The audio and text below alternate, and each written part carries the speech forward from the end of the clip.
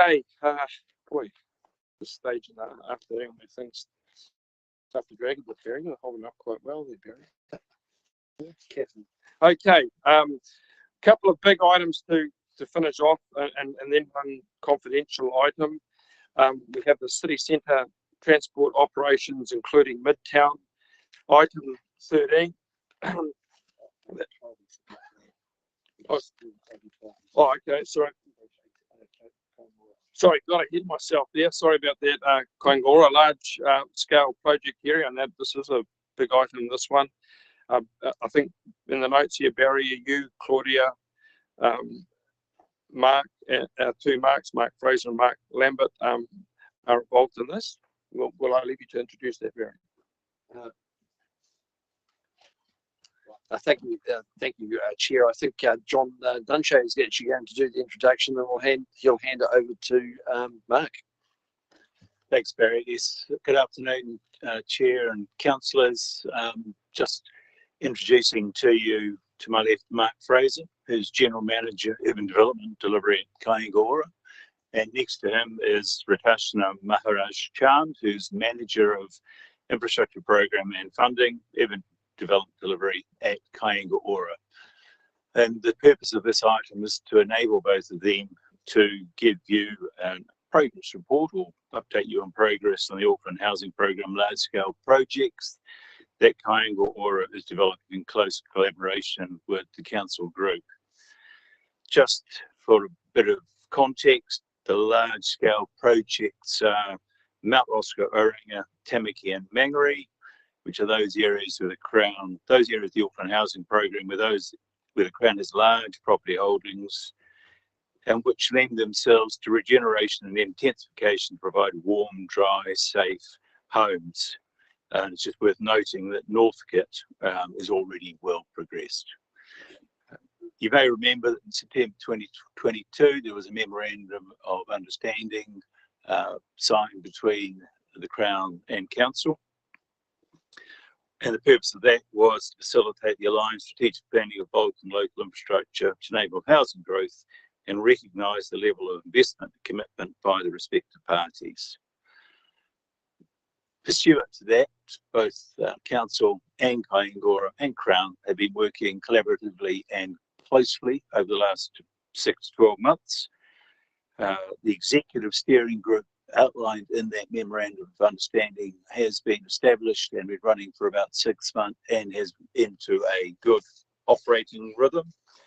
In addition to that, the Infrastructure Program and Government Group, which comprises KO and the asset owners, is up and running and working through the required programs of infrastructure work and agreeing and documenting progress, process and operational matters to support the program of work and their staging and delivery. Having provided that introduction, I'll now let Mark proceed with the presentation. Very good, thank you, John. I've only got half a dozen slides, so I don't intend to spend too much time on it. I'll just move through and we can open up for some questions. What I'm going to cover is how we're working together, which John has introduced, and what are the projects, just very briefly, what's the detail of them. Hopefully they're becoming increasingly familiar to everybody. I thought it'd be useful for me to give you a couple of examples of the types of benefits that we can derive in the way that we are working as a collective. So that's what I'm going to cover. And before I do, what I'm not going to cover is the recent commotion around the request for an SDP from government to Kaingora to undertake an assessment on the Auckland Light Rail route. So I just wanted to get that out there. These projects are quite independent of that. Two of them, Mangere and Roskill, will benefit from an Auckland Light Rail, and we anticipate and hope to see that arrive. But if it does not, the projects can manage anyway, but I'm not going to go into all of that detail, although we might get some questions on it. So I will. So the challenge that we're dealing with, which I'm sure you as a committee are familiar with. Infrastructure, it's complex, and there are a lot of parties involved, and certainly that is the case for the projects I'm talking about this afternoon. We also know that the responsibilities that different infrastructure owners or agencies have, they overlap. And with Kāinga Ora in this instance here, owning this land that has been developed, we cannot do that development on our own, and we must have this as a partnership with us all trying to do it together. So we've quite deliberately set about how can we be effective in working in a way that supports that collaboration with John's intro. So the memorandum of understanding we've talked to in 2022. There's been quite a lot of activity since, but I think perhaps if I can just highlight that we are really seeking to, thank you, Ratashin, missed the slide. We are really seeking to increase the pace of build ready land in these particular locations, so that we have housing supply coming into the market, and the locations are all excellent. They're all close to the city, close to schools, jobs, public transport, current and future. And we are, as I've said, very deliberately seeking to manage ourselves in a way that the coordination and collaboration that comes between us is greater, so that we can extract more benefit from this work. One of the things, and I'll probably talk about it a couple of times, is that the work, the scale of it is large. And with that scale, there must be the opportunity for us as a city and an industry to do things differently to how it has been done in the past. So it does represent, it does offer us quite an opportunity for some change and some innovation. So just quickly, what are the projects we helpfully call them the Auckland large-scale projects? The LSPs, they are brownfield projects. They are redevelopments of existing homes. There's 5 of them in Auckland, and they are in the Auckland Council's priority growth areas. So they do align with Council's work. But just very quickly, Northcote, it's well advanced. There were 300 Kāinga Ora, or previously Housing New Zealand state homes in Northcote. By the time that project is finished, there will be 1,700. So quite a change occurring there for Northcote, is worth a visit. Roskilde, we go from about 3,000 homes to in the direction of 12,000. Oranga, next door to Onehunga, it's about 1,200 homes that will be delivered. Mangere, 10,000, and then Tamaki is about 10,500. The Tamaki project is the slight outlier in this collection. The Tamaki Redevelopment Company (TRC) are the landowner and the project owner, and manage and run the public housing tenancies that are in Tamaki. So in that project, Kāinga Ora is simply their delivery agency for the physical works. But of course, we do that in partnership with the Auckland Council Group, which is what I'm talking about today. In all, we get to about 40,000 houses across those projects in the next 15, maybe 20 years. So it's a pretty useful number.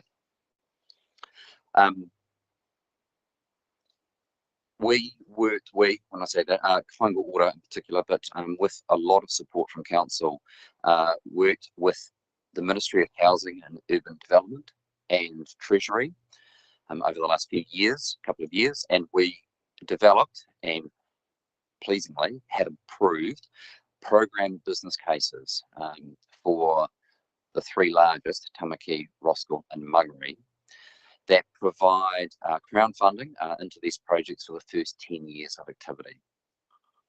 The funding introduced from government is 1.9 billion, and there's a commitment there from the council group for a further 288 million into that, and council contribution towards the infrastructure spend. In that 10 years, the development activity that occurs is nearly 5 billion. So some of that money will, nearly 3 billion of it, is in fact derived from the sale of land through the process that we will have produced ready for new housing that we will sell to the market and ensure that the market delivers the affordable and market housing that we need on it.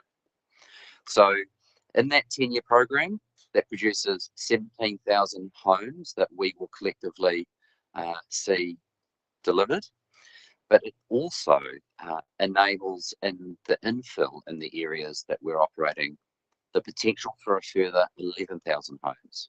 So the infrastructure upgrades, hard and soft infrastructure, provision for not only the housing that's possible on the Kāinga Ora released land, but that infrastructure investment will enable those suburbs to continue to grow, and we will see private sector infill and development occurring to the order of 11,000 houses. So they become, again, they become really quite big numbers as part of Auckland's growth.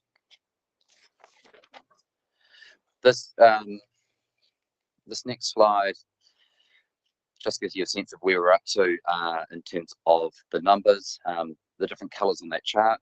Summer 2023, we're in that transition between dark blue and light blue. The dark blue is done. The light blue is the future 10 years that is funded, and those bars represent homes enabled, and the green is the out years yet to be funded. The cumulative total that runs in that graph gets you to the nearly 40,000 I talked about. So the important point here is the investment that we have in place between us, the Crown and the Auckland Council Group. That gets us into that first 17,000. It's about half, and a fair way down our future for these projects. But there is work for us to do collectively, and particularly with support from Crown, to actually finish the job and hit our 40,000 and 20-year program of work. I have trouble with this remote, I apologise. So, as you might hope, there is quite a compelling case that we do this in a coordinated way.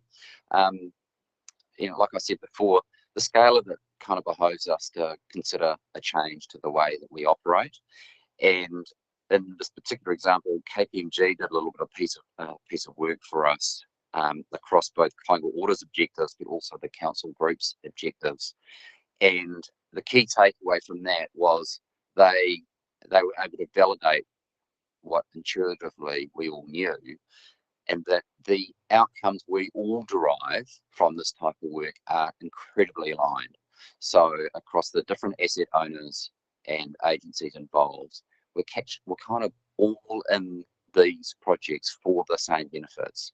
So I think that's one of the things that's made it easy for us to come together in the governance that we now have in place to get on board with changing the way that we work. I won't delve into housing for development and supply. I think that's an issue canvassed elsewhere. Hopefully we understand that. But just by way of an example, I'm not going to go through all of them, but I thought Mount Roskill is a good example of a large-scale project. Like, it's 3,000 existing homes, it becomes 12,000. It's really big, at the risk of stating the obvious. So it's large both in terms of the number of homes, but it's also large in the geography that it occupies. And it is large in the amount of money that will occur through its development, both in the development funding itself and the infrastructure or development activity, I should say, but also the housing construction that occurs. So the GDP impacts of the development of these projects in the years ahead run to the many billions once you add in the housing construction activity. So the scale of it, it is a quite unique opportunity for us to have some big impacts. If just getting slightly more detailed, is that if I was to draw on one of the neighbourhoods in the previous slide of wider Mount Roskill, it's a neighbourhood called Waikowhai, which is underway now. We are in our first stage and getting ready for our second of land development activity. And we've got a couple of hotspots in Waikofi where we have different pieces of infrastructure, or at least activity needed by different agencies in this room to be done at some point, and by us working together we can do that delivery at the same time. And we're seeing, in fact, that this alignment of a water main project and a road renewal and some potable water, perhaps separate projects that infrastructure owners might need to be doing in the medium term future. These projects provide the opportunity for us to bring that aligned to a singular date or a singular period of time, and to do it in the collective once. So that is as you would hope, that is a core thing that is showing up quite regularly as we get into the programming detail across Kainga Water's work, but across Auckland Council Families' work. And interestingly, just to give you a sense of the scale of that, there are 600, give or take, infrastructure projects contained in this work that I'm talking to this afternoon. So there is plenty of opportunity for us to benefit from that collaboration and efficiency. And another one on this particular slide, we've got Molly Green Reserve. We'll seek to upgrade that in our work to benefit the growth of housing in the area.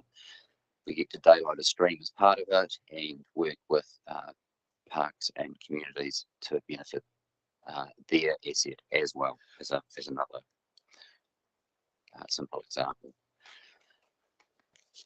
Another one, Mangere, we're able to use the scale of this project to build resilience into this suburb for stormwater.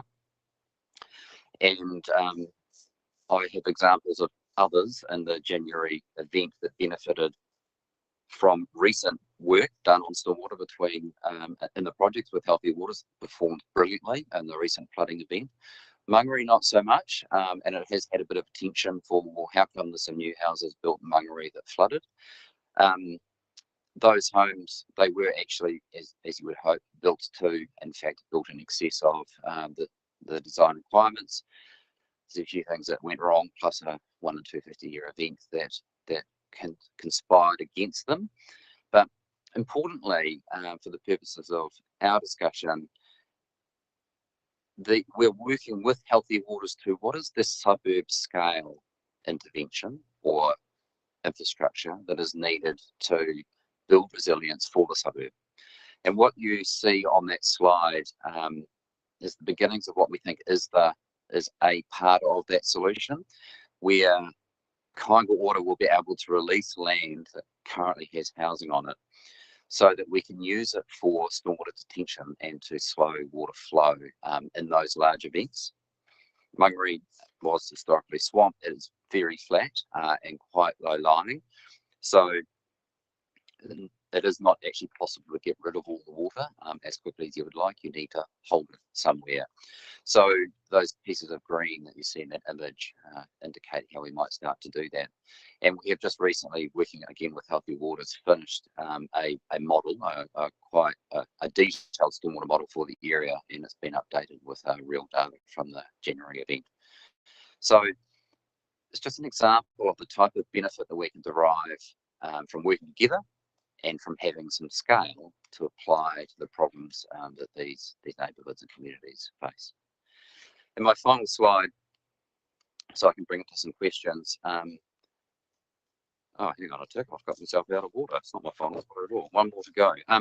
Just a couple of the things that we've done. I won't labour the point, but John introduced that we do have actually quite a good rhythm underway now, both at an executive level and an operational level for both the governance and the management of this project. It's working really successfully. It's not something we've done before, and it's been going about 6 months, and we're really seeing the benefits of that. And I must say that one of the things that we're delighted with is the across the group, across our extended family of us all on these projects, everybody wants to be there. There's a real, it's a very positive attitude from us all about there's an opportunity for us to do something that we haven't done before, and so there's a real enthusiasm that is coming to the way. We're engaging both in the governance when we're dealing with the bigger issues, but at an operational level and getting things built.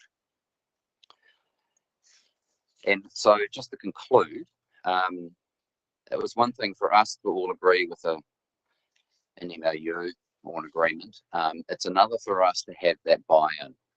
And so, as part of setting that up in May, we did an official launch, and we've got Barry on the mic taking charge in this image, which is great. And we had over 100 people in the room as we set the scene for, as governors or leaders in our respective organisations.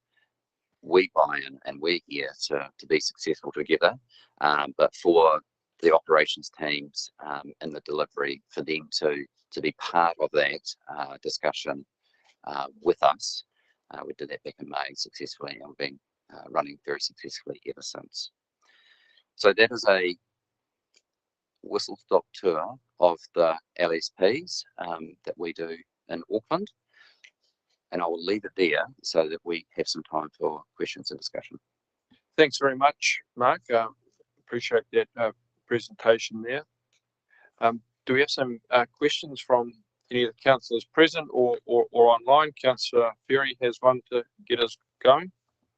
Thank you, and great to see Waikato there. I literally live opposite one of your green shaded areas, so and have had a lot of involvement with clean water projects across the Mount Roskill precinct.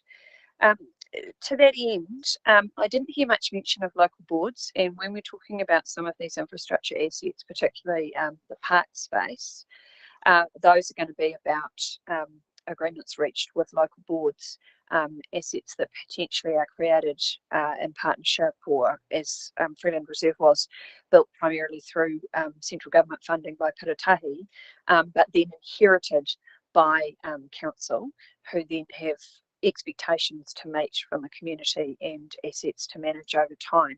So interested to understand a bit more about that, how you're working with local boards, noting that, I know that there've been attempts to put through infrastructure funding agreements and things like that.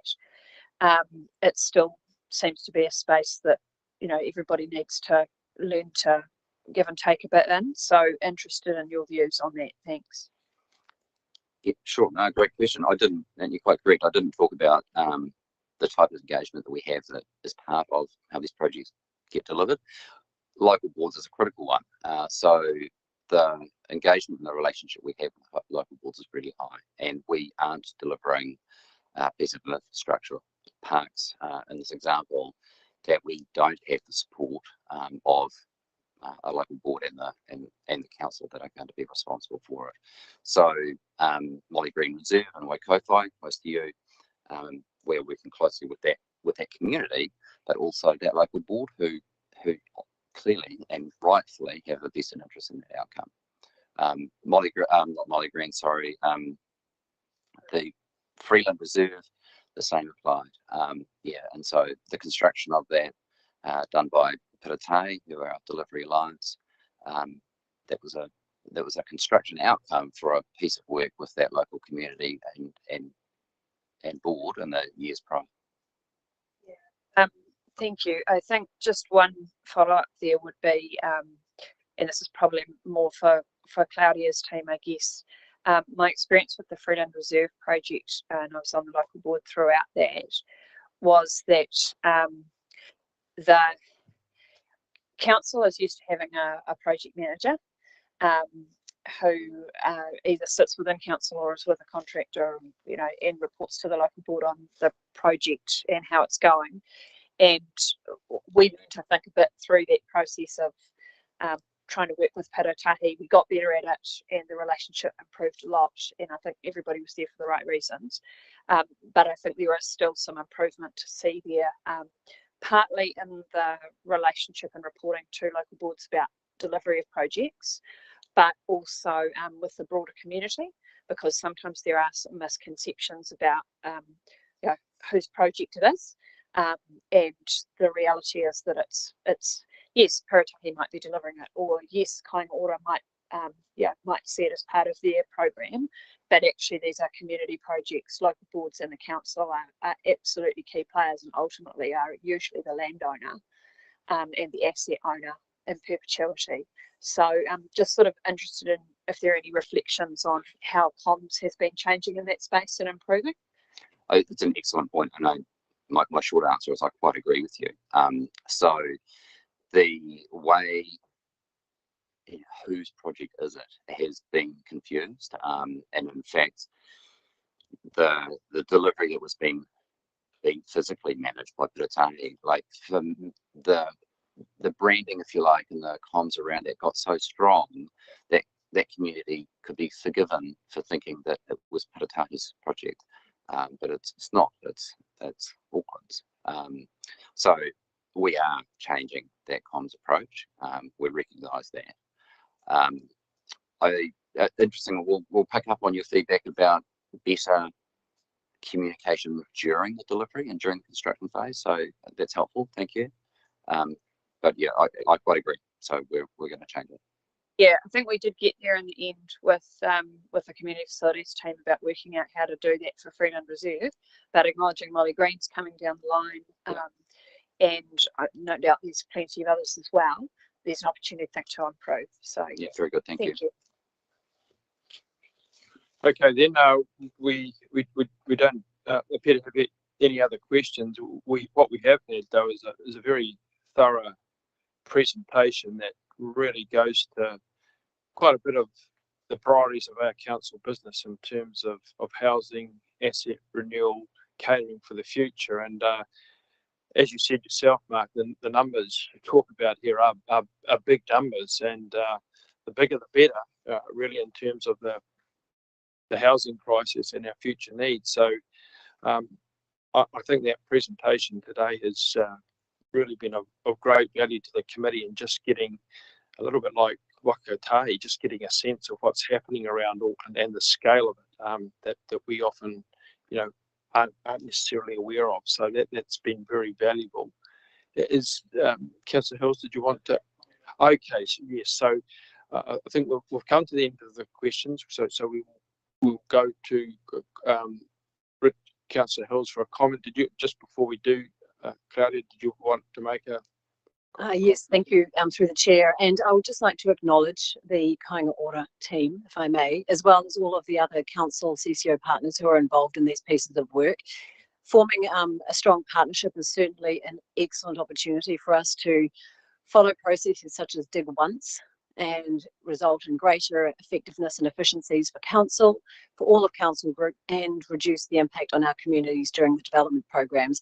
And Kāinga Ora has really led in this space in terms of helping form these stronger partnerships, and we're very grateful for their hard work.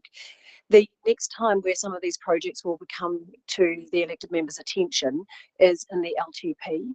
So what we currently have for funding is about 81 million has been set aside and already earmarked for council funding, and another 207 million is going to be coming into the LTP for further allocation and definition of that allocation. So there will be further discussions around this work, and that, of course, as the projects move forward, that will of course involve other elected members, particularly our local boards, as we move through the local board plans. So there are some still ongoing conversations, and there will be further conversations as part of the LTP. Thank you for drawing that link, Claudia. That's very helpful. So just one question from Councillor Walker, then Councillor Hills, summing up by way of comment. Because of the intensification in all of those areas, you've got many more people and relatively less reserve space and less amenities proportionate to that population. And you can appreciate that council is very stretched around community facilities and providing extra facilities for extra population. And I would guess that there's a relatively high proportion of youth in a number of your dwellings, and probably also a relative proportion of people that are at retired age, and that's just because at either end of the spectrum, there are increasing stresses. So if I cut to my question, is Kāinga Ora in a position to assist council in its community facilities role? We have things like youth centres. We cater for the recreational requirements of older people and the like.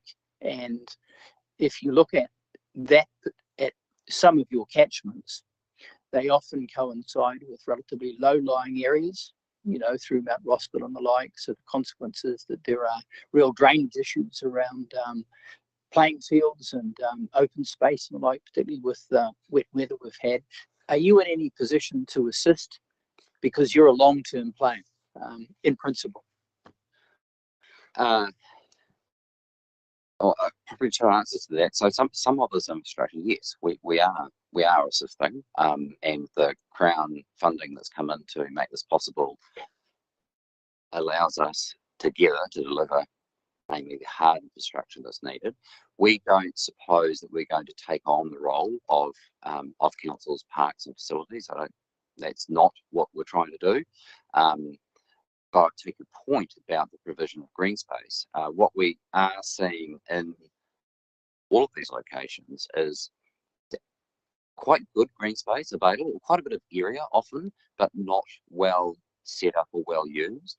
And so these projects, because of the scale of them, we have the opportunity to change the way that green space relates to its context, and we get much better use from it and benefit from it to that community. So that's a key shift that we can deliver. We are necessary and we are supported by council. We can and have made available more green space to support the density shift, but not exclusively so. It really is master planning and as a spatial planning exercise that's done on a location by location basis.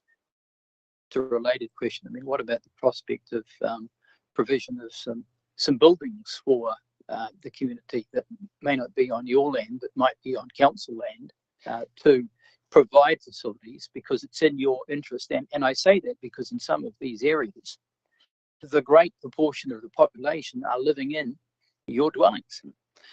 So what we are doing here with the density shift that I've talked about, we're going from 3 to 4 to 5 times dwelling uplift. Not all of that is Kāinga Ora, of course. So one of the things that we are changing is in fact reducing the percentage of public ownership or public housing in these locations. So if I take an example in Roskill South, which is nearly finished, before we started, about 60% of that neighbourhood was state housing. That's about 340 homes. We will have seen delivered over 1,200 homes by the time we're finished, but only 450 of those will be state. So we will replace the state housing we've taken away and added a little bit more, but we will have also introduced more market affordable housing. So the percentage of state is reduced. We've got a more balanced community. The provision of facilities, yes, we are in some instances producing community facilities for Kāinga Ora where it has there's a need and a density that requires a specific building or use.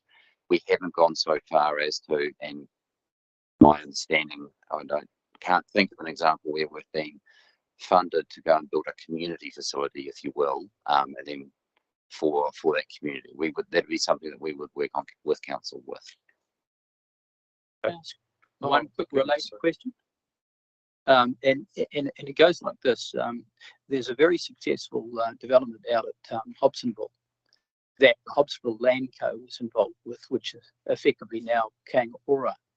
And one of the redeeming features of that development was a body corporate that everybody has to join, which gives an ongoing flow of money that is available for improvements within that area.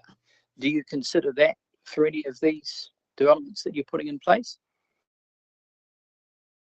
As it happens, I know the Hobsonville Point project really well. And you're right, that has become quite an entity in its own right.